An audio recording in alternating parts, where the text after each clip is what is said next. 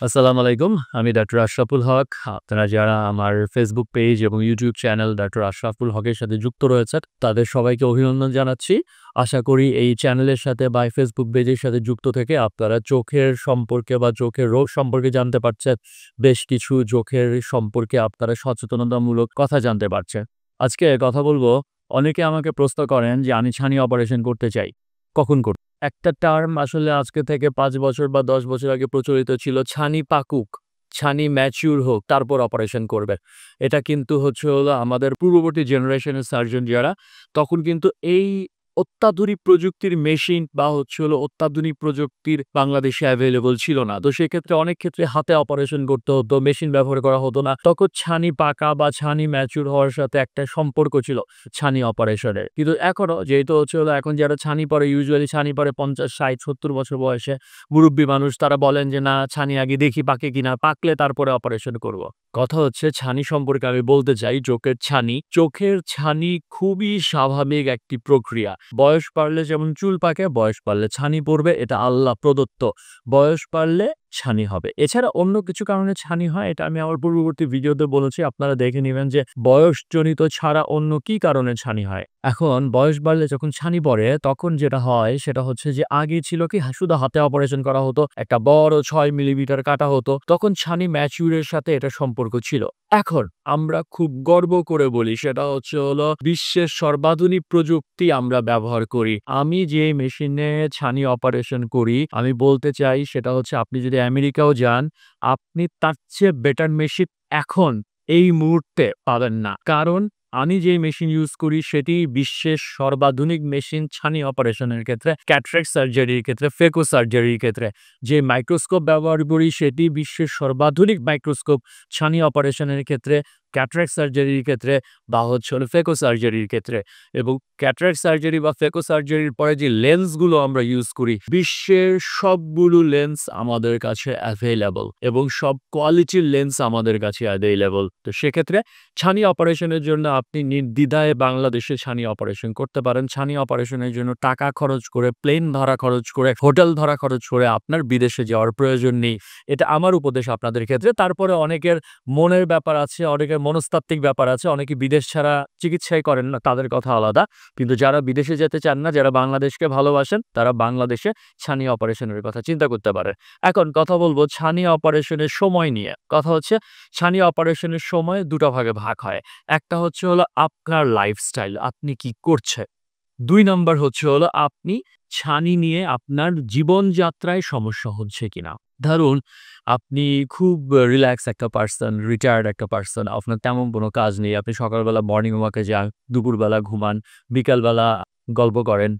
তো সেক্ষেত্রে যেটা দেখা যায় যে আপনার ছানি পড়েছে, ছানি নিয়ে আপনি চশমা দিয়েও 612 বা 618 এর বেশি দেখছেন না।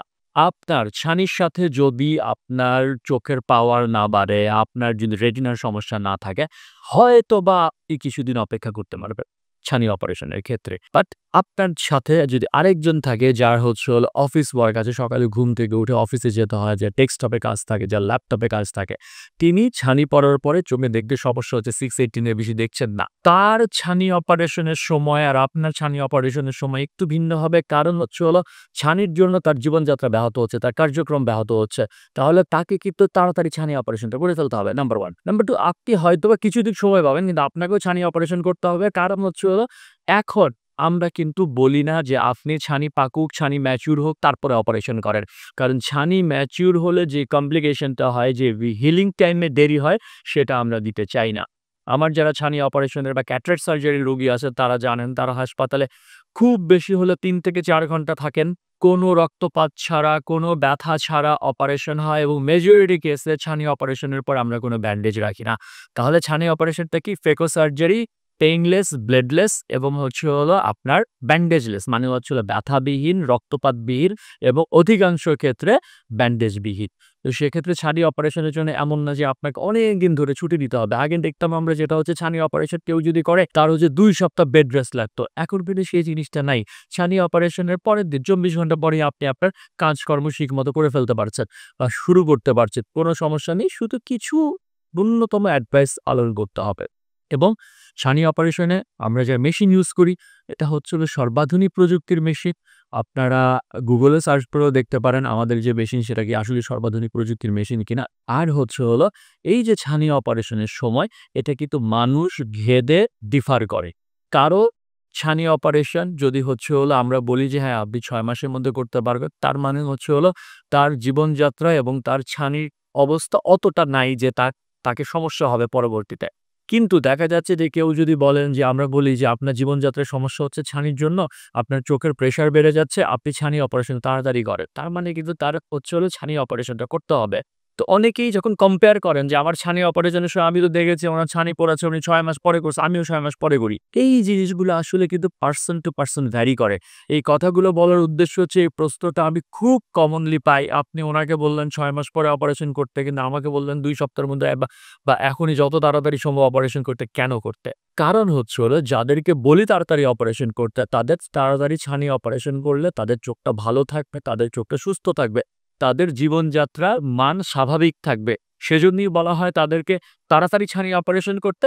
আর যাদেরকে বলি যে আপনি কিছুদিন অপেক্ষা করতে পারেন, তার মানে হচ্ছে হলো তার ছানিটা পড়লেও অপারেশনের সময় হয় নাই বা ছানির জন্য তার জীবনযাত্রা ব্যাহত হচ্ছে না। তার চোখে পরবর্তীতে ৬ মাস পরে বললেও তার সমস্যা হবে না। এই জিনিসগুলা বুঝতে হবে। এই জিনিসগুলোর জন্যই আমার আজকের ভিডিওটা করা। আশা করি এই ভিডিও থেকে কিছুটা আপনারা আইডিয়া পেলেন যে ছানি অপারেশনের সময় নিয়ে কেন আমরা দ্বিধান্বিত থাকি। তারপরেও যদি আপনাদের কোনো প্রশ্ন থাকে আপনারা কমেন্ট বক্সে লিখতে পারেন। আর যারা ছানি অপারেশন করাতে চান ডেফিনিটলি এটা চেম্বারে আসতে হবে। ছানির স্টেজ, ছানির সাথে চোখের অবস্থা বুঝে আমরা কিন্তু বলে দেই আপনাদেরকে যে আপনি এতদিনের মধ্যে করান, আপনি তাড়াতাড়ি করান, আপনি ৩ মাসের মধ্যে করান বা আপনি ৬ মাসের মধ্যে করান। তাহলে ছানি অপারেশনের সময় নিয়ে যে কথাটা বললাম এটা চোখ ভেদে ডিফার করে। চোখ ভেদে আমাদের নির্ধারণ করতে হয় কখন হবে আপনার চোখের ছানি অপারেশন বা ফ্যাকো সার্জারির সময়। ২ নম্বর হচ্ছে হলো বর্তমানে আমরা কিন্তু বিশ্বের সর্বাধুনিক মেশিন এবং মাইক্রোস্কোপ ব্যবহার করছি। আর বিশ্বে যতগুলো ছানি অপারেশন পরবর্তী লেন্স বা কৃত্রিম লেন্স বা IOL অ্যাভেলেবল সবগুলো দিয়ে কিন্তু আমি অপারেশন করছি। সো সবগুলোই অ্যাভেলেবল। আপনারা নির্দ্বিধায় ছানি অপারেশনের জন্য বাংলাদেশের ডাক্তারদের প্রতি ভরসা রাখতে পারেন। ধন্যবাদ। ভালো থাকবে। খুব চোখের যত্ন নিন।